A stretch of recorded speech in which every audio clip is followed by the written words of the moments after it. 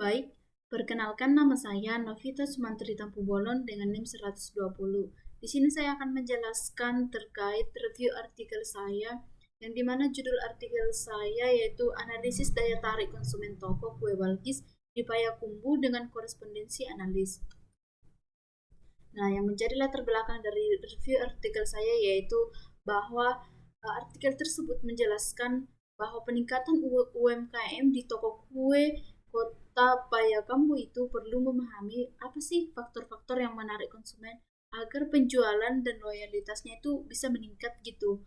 Nah, untuk penelitinya itu menempatkan toko kue Balgis itu sebagai kasus yang dapat ditekankan dari berbagai macam atribut, yaitu seperti lokasi, variasi produk, harga, promosi, personal, penjualan, pelayanan, atribut fisik, sifat pelanggan, suasana, dan juga itu ada kepuasan pasca transaksi.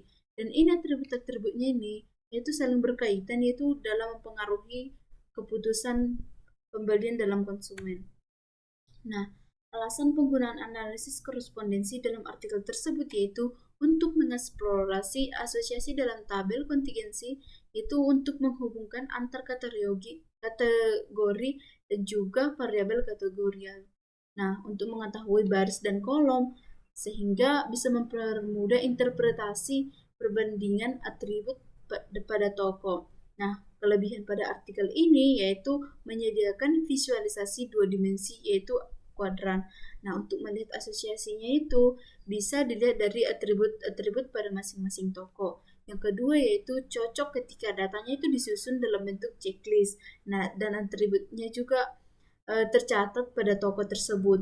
Nah, yang ketiga yaitu identifikasi klaster pada atribut pada korelasi atau persepsi sama itu menurut respondennya. Misalnya, atributnya itu terdapat dalam kuadrat yang sama, semisal pada kuadrat 1 dan juga di kuadrat 2. Nah, metode penelitiannya yaitu uh, peneliti ini dengan melakukan kuantitatif, yaitu menginput data secara primer dan juga menyebarkan kuesioner secara online, yang dimana jumlah respondennya itu sebanyak 30 responden. Nah, analisis yang digunakan juga di SPSS untuk menggunakan korespondensi analisis. Nah, seperti yang terdapat pada tabel ini, yaitu tabel 1 ini artikel sebagai representasi tabel kontingensi yang nanti dianalisis. Nah, yang dimana interpretasi dari hasil analisis korespondensi. Ini datanya yang summary, over row point, dan over column point. Ini saya olah di SPSS dikarenakan dalam artikel tersebut summary, row point, dan column point itu tidak dicantumkan atau dianalisis di SPSS. Nah, di artikel sehingga di artikel tersebut itu tidak terdapat nilai summary-nya itu berapa, nilai row point-nya itu berapa, dan kolomnya itu berapa. Nah, jadi nilai accounted pada summary itu bahwa dimensi 1 itu sebesar 0,858 dan dimensi 2 itu sebesar 0,142.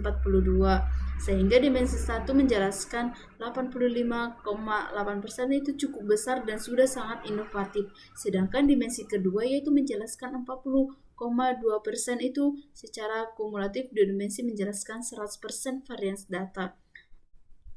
Dan nilai signya itu sebesar 0,701 itu lebih besar dari 0,05, artinya hubungan antar variabel itu tidak signifikan. Sedangkan pada nilai kolom itu pada open found to inertia of dimension itu pada dimensi 1 nilainya sebesar 0,550 atau 55,0%, dan dimensi 2 itu sebesar 7,16%. Pada row point itu 6,25% dan dimensi 2 itu 60,8%. Nah, interpretasi hasil analisis korespondensi ini merupakan hasil yang diolah di SPSS pada grafiknya. Nah, yang dimana kuadran 1 itu pada kiri atas itu tidak ada toko yang ada dalam kuadran ini, menunjukkan bahwa toko-toko tersebut memiliki lokasi dan atribut fisik yang terbatas.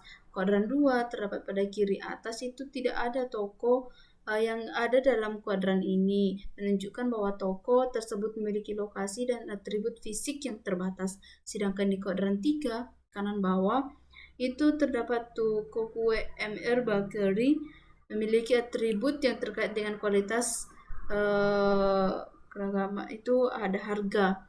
Sedangkan di kuadran 4 yaitu kiri bawah itu toko kue Balkis memiliki atribut yang terkait dengan iklan promosi, sifat pelanggan toko, dan suasana toko. Jadi, pada artikel ini dapat saya simpulkan bahwa semua keseluruhan pada toko-toko di kuadran 1 dan 2 dan juga 4 itu dapat meningkatkan strategi mereka dengan memperhatikan area pengembangan yang relevan. Critical review terhadap artikel. Nah, pada artikel ini kelebihannya itu ada 3. Pertama yaitu pemilihan metode korespondensi analisis itu sudah tepat karena sudah sesuai dengan bentuk data atau tabel kontingensi atribut dan toko. Yang kedua, data primer langsung itu dari konsumen sehingga itu bisa dijelaskan dengan gambaran nyata tentang persepsi pelanggan. Yang ketiga, penyajian hasil itu dengan analisis melalui peta, kuadran atau CA plot.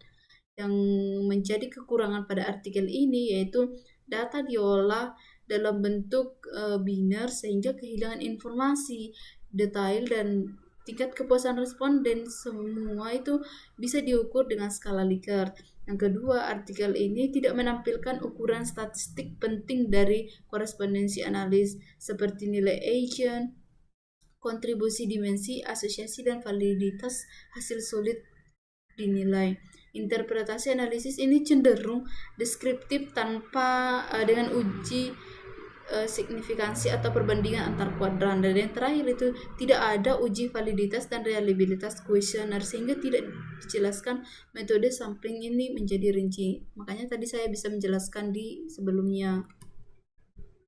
Nah, yang pelajaran bisa dipelajari dari artikel tersebut yaitu untuk mematahkan hubungan antar atribut dengan entitas atau toko, produk, dan lain-lain itu dapat digunakan dalam riset pemasaran UMKM.